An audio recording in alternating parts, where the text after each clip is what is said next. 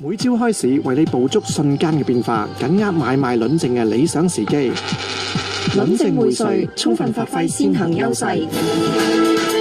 DBC 數碼電台財經台逢港股交易日上晝9點40分，搵嚟瑞銀認股證團隊喺港股開市嘅人，你可能已經有香港腳。樂信特效抗閃靈有效幫助治療香港腳、股閃同皮膚閃，減少復發機會。樂信時刻關心你。葡萄美酒陀飛輪，遨遊天下駕4驅。身為金融才俊嘅你，冇返一兩個嗜好傍身，點算識享受人生？想 work hard play smart 就要逢港股交易日黃昏6點至6點半 DBC 數碼3台財經台品味金融圈，主持周彩津同陳正深喺呢半小時嘅生活圈入邊，同你緊貼金融界嘅潮流品味。買股票等於同大戶玩一場零和遊戲。唔好彩上錯莊家拆船，總係令人冇晒心機。所以睇清大鱷嘅穩笨伎倆，就絕對唔可以兒戲。股市正義堂，每逢港股交易日下晝5點 ，DBC 數碼3台財經台同你見招拆招，見局拆局，踢爆財技真面目。我哋唔扮高深，只想為小股民發出正義聲音。黃偉康，錢作怪。經濟增長7.3%，增幅就5年以嚟最慢嘅。國統局就話結構調整造成嘅陣痛咧超出預期喎。內地房地產佔整個 GDP 咧，原來有1/4嗰個嘅比重。頭9個月咧，註冊銷售量咧下降咗10.8%。咁大家就覺得，咦，原來第三季個經濟壓力或者全年達唔到7.5%嗰個經濟壓力咧，就嚟自咧內地房地產嘅因素啦。咁阿爺有冇做嘢咧？有嘅，放寬個房貸啦，放寬限購令啦，等等。DBC 數碼3台財經台每逢港股交易日早上8點半至9點半，葉匯豪聯同星級嘉賓帶嚟贏在起跑線。本節目嘅內容只反映主持同嘉賓嘅個人意見，並不代表本台立場。掌握全球局勢，投資先可以得心應手。數碼港華爾街，李鴻燕、郭啟倫，晚上8點半至9點，打通國際視野。深圳東海國際公寓特約，數碼港華爾街。大家好啊！嚟到10月22號晚嘅數碼港華爾街，我係大家節目主持李鴻燕阿 Jo。咁啊，嘉賓主持方面呢，有實德金融研究分析經理郭啟倫 Ferris 喺直播室嘅 Ferris， 你好。Hello， 阿 Jo 好，大家好。嗱，之前呢幾日已經講咗啦，預告咗啦，今日嘅數據呢就幾重要下嘅。咁啊，今日主要嘅數據呢就係包括係呢個9月份嘅即係通脹啦，美國通脹啦。咁啊，先睇一睇啦，啱啱3分鐘前公布咗嘅。咁嗱，9月份通脹按月呢就係市場預期呢就冇升跌嘅，咁出到嚟呢就升0.1，咁啊叫做即係好過市場預期啦。咁啊至於呢一個嘅即係按年呢就係預呢就預1.6%，咁啊出到嚟呢1.7%，咁啊兩個數都好過市場預期。咁嗱，我哋睇埋呢一個嘅即係唔包食品、唔包能源嘅按月同埋按年比，咁嗱兩個數呢都係叫做同市場預期一樣啦。咁啊叫做9月份呢按月就係升0.1，咁啊市場預期亦都係升0.1啦。咁啊9月按年呢升1.7，市場預期亦都升1.7啦。我哋睇翻呢嗰個嘅即係按月嗰個數呢，就包晒所有嘢，即係包埋食品、包埋能源嗰個數呢。咁其實睇翻原來都叫做好過市場預期啦。嗱，按月市場預冇升跌，咁啊出到嚟升0.1啦。按年市場預升1.6嘅，咁啊出到嚟升1.7啦。嗱，睇翻即係公佈完之後啊，嗰個美匯指數呢即刻叫做有少少反應啦，但係佢唔係好多反應嘅。嗱，85.4美匯指數啊 DXY 啊，咁啊由85.4咁啊升到去85.5，咁啊即係叫做嗱要問一問 Ferris 先，呢一個數咧其實就佢又唔係叫做好過市場預期好多，即係話個通脹壓力咧就唔係話好似想像中咁勁，但係調翻轉咧之前嗰個嘅生產物價指數即係 PPI 咧，其實就差過市場預期嘅。咁啊究竟係即係反映呢一個數係反映滯後啊，還是係點咧？因為其實而家睇翻個市場咧，美匯指數佢啊升又唔係升得多，即係就算預佢加息咧都唔係好個期望啊或者個期待唔係好勁嘅啫喎。係啊，冇錯。咁嗱，你講開就啱啱出呢個 CPI，咁就即係絕對係滯後性啦。咁但係亦都正如你所講啦，咁之前出嗰個嘅生產物價指數，咁呢個係前瞻性噶嘛。咁其實就互相抵消之下，咁應該咧其實大家對嚟緊美國嗰個通脹都唔係特別擔心嘅。不過始終你依家出9月份嘅 CPI 都叫做係比預期好啦嚇，咁甚至乎係比上一次好啲。如果你講按月嗰個整體個 CPI，咁即係始終你聯儲局一早掟咗出嚟個門檻，就係通脹都係一個其中個門檻嚟噶嘛。咁當然大家亦都唔會 expect 啊，即係突然之間1-2個月之間會係即係彈升得好緊要。咁你始終今晚出嚟個結果都係叫做慢慢行近門檻嘅時候咧，咁大家亦都會係即係之前放低咗話以提前加息未必係咁大機會嘅時候咧，咁大家又會撩翻出嚟嘅。咁正如你所講，個美匯指數係彈翻少少嘅，咁即係亦都係代表，因為依排嗰個大家買美元嗰個嘅興趣其實嚟自乜嘢咧？其實唔係嚟自話我睇好美國嘅經濟而吸納美元啊嘛，而係因為係啦驚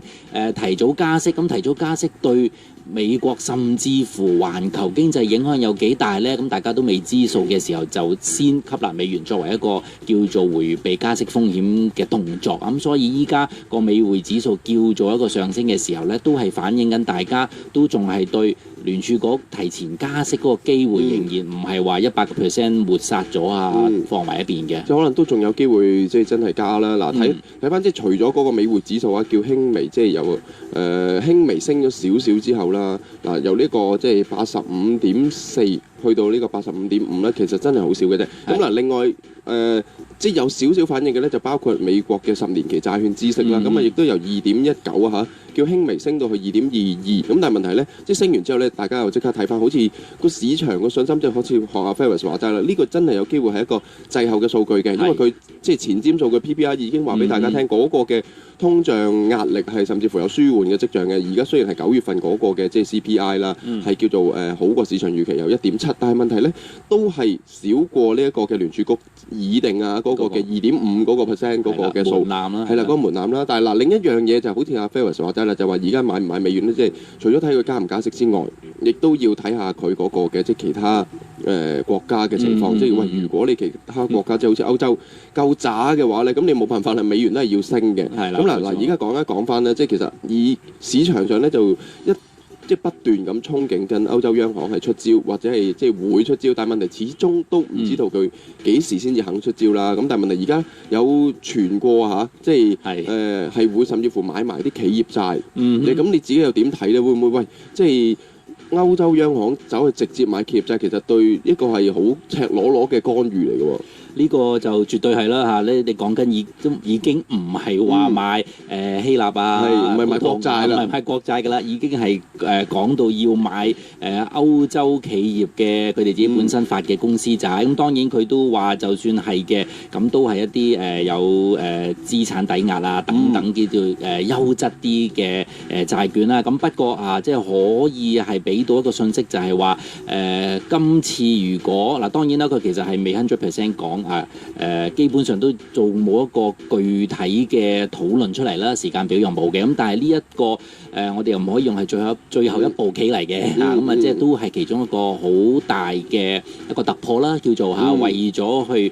推行唔同嘅量寬政策去刺激歐洲經濟。咁好啦，咁呢一樣嘢就其實已經足以尋晚大家都知道歐洲股市發生咩事啦已經可以即係炒下呢一個嘅概念先㗎啦。嗱，不過即係睇翻啦，即係嗱，我哋而家都望一望呢個歐洲股市究竟係點咧？因為其實琴日就升完之後咧，咁今日即係你要即係回一回氣啦。嗱，富時100指數升緊0.21%13.11點，咁6385點。咁法國 CAC 同埋法蘭克福 DAX 咧就分別升緊0.26%同埋0.33%，咁4092點同埋8916點。嗱，咁另一樣嘢就係話，喂，你歐洲央行咧淨係講緊話買呢一個嘅即係企業債啦，咁但係其實國家即係佢自己本身國家嘅債券咧都係即係由一個低位啦，叫做彈翻啲咁嗱，我哋即係姑且用一個德國嘅10年期債，即係叫做一個指標性比較濃厚、比較勁嘅一個10年期債啦。嗱，其實佢喺呢一個嘅10月15號嘅時候咧，最低曾經去過0.756厘啊，即係嗰個10年期債券孳息，即係你可以想像到啦，即係其實就算你買100蚊啊，都係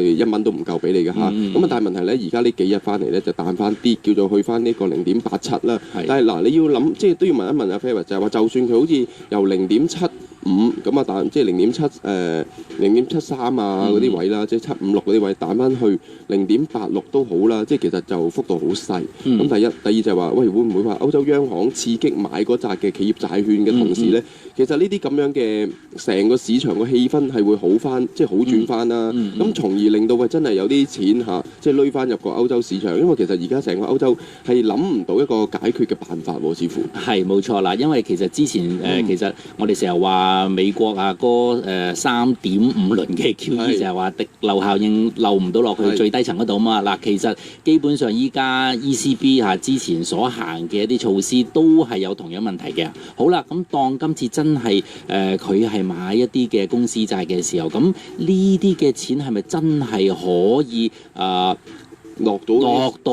散戶啦，或者係多少少啦，起碼係咪先啊？咁會唔會即係比淨係單買呢個國家嘅債券嚟得更有效咧？呢個就都可以值得商榷嘅啦。因為你始終如果你係買一啲嘅呢啲嘅公司債嘅時候啦，咁你公司嗰個嘅多咗一啲嘅資金出嚟去reinvest 啊、再投資啊嚇等等咁嘅。呢個環境之下，其實對佢哋自己本身嗰啲員工啦嚇，或者普羅大眾，可能真係會係有一個嘅幫助，或者少少嘅提振作用喺度。嗱，另一樣嘢咧，即係我哋頭先都已經講啦，美國加唔加息咧，其實真係未必淨係到佢話事嘅啦。包括頭先歐洲咁講啦，即係歐洲央行要出招啦。但係問題另一個國家即係日本嚇，咁其實佢自己嗰個嘅經濟咧，即係話佢就算佢放咗 N 咁多支箭啊，即係安倍 N 支箭啦，咁但係問題而家好似都唔係好掂喎。成日本經濟佢又好似又要下調嗰個經濟增長嘅預測喎。係啊，因為啱啱就琴日出嘅月度報告啦嚇，經濟報告咁其實10月份呢一份呢，就講緊係連續第2個月就下調佢自己本身日本嘅經濟前景嘅。咁好啦，理由得一個嘅啫，咁啊就係話呢一個嘅生產放緩嚇。咁但係我哋一陣間可以講下究竟呢個生產放緩係咪真係佢哋係 unexpected 啊，冇意料之外，一定其實係大家都意料之內咧呢一樣嘢，咁我哋可以去睇下，咁究竟點解佢哋會連續第2個月去下調個經濟，同埋究竟係咪真實反映到日本個經濟係非常之差咧？咁我哋可以喺呢一方面去斟酌一下嘅。因為其實咧，即係都要問翻啦，以前咧就講緊安倍嘅幾支箭，就包括係推低日元啊，即係包括係你話買債又好點都好啦。但係問題咧，大家會諗到一樣嘢，就話嗰個嘅企業盈利咧係好短暫嘅，就係短暫靠呢一個嘅匯兌嘅即係收益去令到嗰個日本嘅即係甚至乎日經平均指數嘅咁多間公司嘅盈利增加咗啦。咁但係問題咧，始終日本嘅即係競爭力咧，好似近年咧，無論係比美國又好，比韓國又好，即係取代晒。即係你會可以想像到你，無論係公司也好，屋企都好，即係佢嘅電視機係日本牌子嘅就係好少嘅，手提電話用日本牌子又係好少嘅。你喺咁嘅情況底下，喂，其實係咪真係安倍嗰幾支箭浮現咗出嚟呢個結果？係啦，嗱，依家其實頭先我哋就所講啊嘛，今次佢話對日本嘅經濟前景係叫做下調啦，咁嚟自一個生產嘅層面啊，生產萎縮。咁好啦，嗱咁啊點解咧？嗱好簡單嘅啫，其實就係講緊基本上喺2014年上半個財政年度嘅時候啦嚇，日本嘅消費係大幅度增加噶嘛。OK，咁當4月1號呢一個稅率上調嘅時候，咁就即刻一個逆轉啦嚇，咁就呢一個嘅消費大幅減少，喂，其實係預料中事㗎喎嗱，因為你大家都要喺大幅度加稅之前去買嘢團積啊嘛，大佬你講緊唔係增加，停係啦，你唔係增加0.5% 嗰個嘅銷售稅喎，大佬係咪先？咁好啦，咁你除咗消費者係囤積有呢個囤積嘅意欲嘅時候，咁你本身日本嗰班製造商嚇、廠家、生產商都會睇到呢一樣嘢噶嘛，咁佢咪喺當其時咪要加把勁嚇，即係做多啲產品出嚟，要貨呢一陣嘅推出啦。咁當其時，當呢一個產品係大幅度一個數量嘅時候，咁好啦，當係已經完咗嚇加稅之後，咁你有翻一個跌幅，咁從而呢一個生產下跌，咁理應邏輯地係正常嘅噃。咁所以某程度上，我覺得就唔好因為今次個報告話日本佢本身係因為生產嘅問題係啦，而一個話係咪即係衰退得好緊要咧？又未必嘅。咁當然你話佢係咪好好，亦都唔係咁講啦。咁即係只要大家就唔好過分地悲觀咯，我覺得。好啊，咁啊，大家留意住究竟日本個經濟嚇，睇多一兩季先講。咁啊，呢一節咧嘅時間差唔多，咁我哋陣間翻嚟嗰節咧就會講下啲即係美國企業嘅業績啊。衍生工具選擇花多眼亂，究竟點揀呢？唔怕貨比貨，最緊要你識貨。高人論證，有高手為你指點迷津。DBC 數碼3台財經台，逢港股交易日上晝10點15分，高盛衍生工具部嘅團隊將會提供最新嘅窩輪牛熊證資訊，助你運籌帷幄。交通，我要快捷方式；景觀，我要山光水色；會所，我要各色其色；一家人，一家親，當然要住得舒舒適適啦。生活，我哋梗係要千色中最出色。全新南山第2期壓軸雙樓王，位處發展項目龍頭單邊，千色中最出色。示範單位設於紅磡置富都會9樓，歡迎參觀。查詢31508888。本廣告由賣方發布，盡賣方所知的發展項目第2期的預計關鍵日期2015年12月31日，詳情請參閱售樓說明書。請注意，相關景觀受層數及坐向影響，交通則視乎路面情況而定。我見到陳志全議員同埋毛孟靜議員管有呢個攻擊性武器，我擔心佢哋向梁志祥議員施襲。黃飛鴻就係用一把遮同我哋所謂講開嘅奸人堅格鬥。呢啲情況喺地球上任何一個地方都係不能接受嘅，你哋會點諗呢？你快點回去火星嘛，地球是很危險。DBC 數碼3台財經台，李紅燕、朗維，每晚10點喺十下十下，為你挑選10大熱話。唔單止聽眾笑死啊，有陣時啊，我梁師都做到啊，笑到氣咳啊！你自己揾翻個口臭村喎，襯翻你喎嚇。咁你要揾條咩村啊？波把啊嘛。美儀就過隔離住。常平村啊，或者係喺寧波度揾個微波村。想知我哋笑緊乜？每朝早上10點到1點 ，DBC 數碼1台旗艦台，保證你笑足3個鐘。大家真風騷。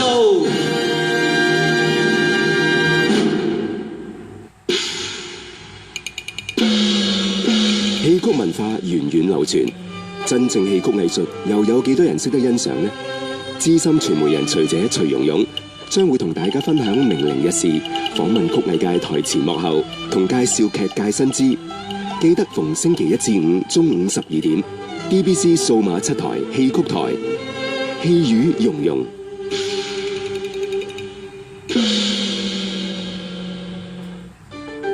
打擊毒駕和藥駕嘅新法例已經生效，警方有權要求司機做初步藥物測試，同提供血液及尿液樣本化驗。司機吸食海洛因、K 仔、冰、大麻、可卡因或搖頭丸後揸車，就算冇呈現受呢啲指明毒品影響嘅症狀，都係犯法。受呢啲毒品影響以致唔能夠控制架車，更可被判監禁3年、罰款25000元同終身停牌。數碼港華爾街，李紅燕、郭啟倫。好啦，咁啊翻嚟數碼港華爾街第二部分啦，咁啊直播室繼續啊，實德金融研究分析經理 Ferris 喺直播室嘅。係。咁嗱，即係睇翻呢一個嘅頭先啦，第一節嘅時候咧都預告咗啦，就會講一啲業績啦。嗱，其實今日咧就即係10月22號咧就即係好多即係美國嘅業績公佈啊啦，即係咁依講幾隻大嘅咧，就包括摩通啦，包括波音啦，包括雅虎咧，其實全部都喺即係今日公佈啊。咁啊有啲就即係。其他嘅就美國合眾銀行啊，即係呢一紮咧波士頓科技呢紮全部都基本上係今晚就會公佈晒業績㗎啦。咁啊有啲雅寶公司啦，咁啊睇下會唔會究竟即係成個美股就會即係因為呢一紮公司咧就發嚟發去啊，完全唔知㗎嚇。係。咁好啦，咁我哋另外就講翻啲即係已經公佈咗業績㗎啦。咁啊其實就兩個主要嘅食品股。咁嗱，包括係麥當勞同埋可口可樂嚇，咁其實星期二就已經即係公佈咗業績㗎啦。但係問題咧，兩間公司啊，即係第三季度即係7月至到9月啦，嗰個盈利咧都係叫做要跌嘅喎。咁嗱，麥當勞咧就盈利咧就跌咗，即係按年啦比較咧就跌咗30%。咁啊，可口可樂咧按年咧就跌咗14%，即係要問一問阿 Ferris 點解先 ？OK， 嗱，咁啊，其實咧，如果以即係食品嘅公司嚇嗰個盈利下跌。咁除咗係自己嗰個 sales 嚇係一個唔係做得咁靚嘅時候啦，咁啊呢個 sales 嘅可能會係因為環球經濟嘅停滯不前啊嚇，或者甚至乎有啲地區嚇譬如即係呢間公司喺一啲新興市場係特別多生意，但係又因應個新興市場係經濟環境差嘅時候有呢個咁嘅影響啦。咁但係亦都咧唔好忘記即係食品公司啲原材料啊嚇，即係佢嗰個如果個成本價格係比之前係嚟得升得急嘅時候咧，對佢自己本身啊嗰個盈利嗰個影響亦都會喺度嘅。咁當然啦，再加埋依家我哋講緊係即係麥當勞同係可口可樂嘅時候，咁其實兩間都係啲我哋叫做跨國企業啦。咁所以其實環球經濟影響都會係一個幾主要嘅關鍵嚟嘅。嗱，不過咧即係除咗你話嗰個嘅即係佢自己銷售麻麻地，另外一個原因就係食品嗰個嘅成本增加啦。嗱，我哋可以睇翻食品嗰個即係銷售麻麻地個原因咧。嗱，即係我哋都即係要講翻俾聽眾知啦，就係呢個麥當勞咧喺期內咧就發生咗一件即係比較駭人聽聞嘅消息，就係話佢嗰個嘅即係福喜食品嗰單嘢。冇錯。咁嗱，其實一講完之後咧，嗰個即係福喜食品用過期嘅肉啊，咁去搞即係整嗰啲即係譬如你話啲麥樂雞啊，或者即係其他啲粟米啊，或者其他唔同嘅食品咧，就俾人揭發咗之後咧就。一度咧就個銷售咧差好遠嘅啦，包括係咧，即係其實佢而家講緊嗰個成個嘅盈利下降咧，就其中一個原因咧就係因為中國嗰邊銷售下跌啦。咁當然咧，佢麥當勞喺俄羅斯、德國嗰邊都下跌嘅，但係都唔夠中國跌得咁勁。咁啊嗱，呢一樣嘢其實係你自己睇咧係一個短暫影響定點？因為如果真係短暫影響嘅話，咁喺下年嘅第三季，因為今年個 base 低咗嘅話，下年第三季又係爆升翻嘅啫喎。會啊嚇！你其實頭先即係俾個 point 出嚟幾好嘅，就係會唔會都係一個短暫嘅問題嗱？如果你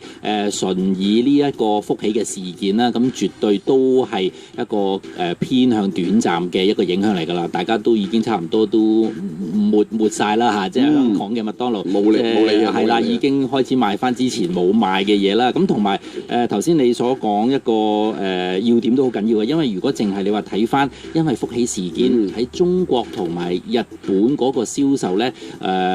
令到即係今次嗰個下跌咧，其實嗰個百分比都不少㗎，因為佢喺即係發生咗福喜事件嘅時候，其實佢都講咗日本同中國即係呢兩個市場加埋咧對嗰個整體嗰個 revenue 嘅收入影響有成10%嘅。40%。10% 就 OK 嗱，即係我唔知係咪因為即係10%咧嗰個幅度咁少啦。嗱，其實麥當勞咧曾經嗰個股價咧就即係琴日公佈完之後咧。其實一度落過去即係89.7嗰啲位嘅，即係穿埋90蚊啦。但係結果出到嚟咧，即係收市又係去翻90蚊，仲要係91個幾添啊！即係睇翻會唔會就係大家都係同即係主持人諗嘅嘢一樣咧？就係話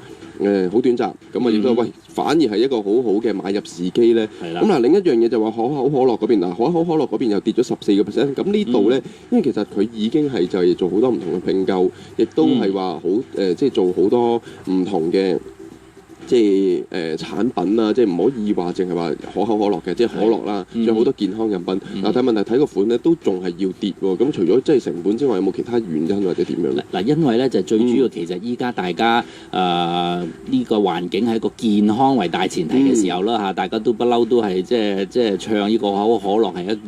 係一樣係非常之不健康嘅飲品嚇，即係你飲糖水都不特止嘅，係即係糖上係啲極度濃縮嘅糖水啦嚇。咁好啦，咁其實佢本身自己可口可樂亦都不斷喺呢個形象上邊啦嚇，即係作出一個嘅改變啦嚇，特別是譬如喺之前喺歐洲都已經係開始將佢本身一啲嘅產品或者喺歐洲針對嚇，因為過分肥胖呢一個問題啦，而佢嗰個 ingredients 啊，嗰個入邊自己本身嘅材料都係有一啲嘅更改下，就唔好咁甜啊！呢樣嘢其實都你可以叫做後知後覺嘅，咁但係其實你睇得到佢不嬲，即係可口可樂為咗要洗脫一個飲佢就會過肥下呢個不健康形係啦，不健康形象已經係不斷出唔同嘅口味嘅可樂啦嚇。咁呢樣嘢其實佢都不斷做緊嘅，依家問題就係在於佢依家改咗一啲嘅叫做口味嘅時候，咁大家係咪真係會係對佢自己本身個受歡迎程度有影響咧？定係其實大家都中意係我都其實中意飲糖水嘅，你理得我啊嗱。不過最慘就係一樣嘢，其實之前我哋講過噶嘛，就係話之前嗰個季度可口可樂嗰個嘅收入狀況都唔係咁理想嘅。咁我哋話就俾多段時間佢啦，喺世界盃期間啊，會唔會有一個即係增加呢樣嘢係啦？咁依家最新個quarterly earning 出咗嚟，其實都唔係咁理想嘅時候，就可以大家睇到，咦？咁可能真係依家市場上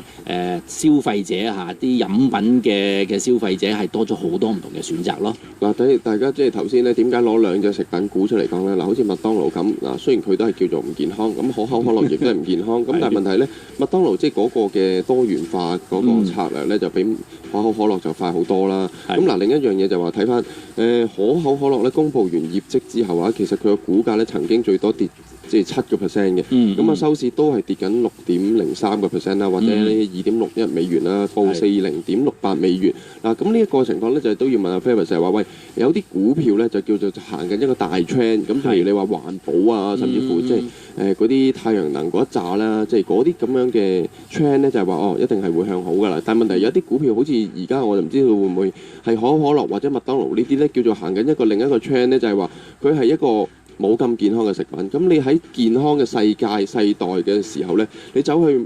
sell 緊一啲冇咁健康嘅食品咧，其實係好難 sell 嘅。會唔會嗱？而家因為個可口可樂個股價咧跌完之後都彈唔起啊，咁你自己睇翻，喂，係咪真係長期比較隱憂比較大咧？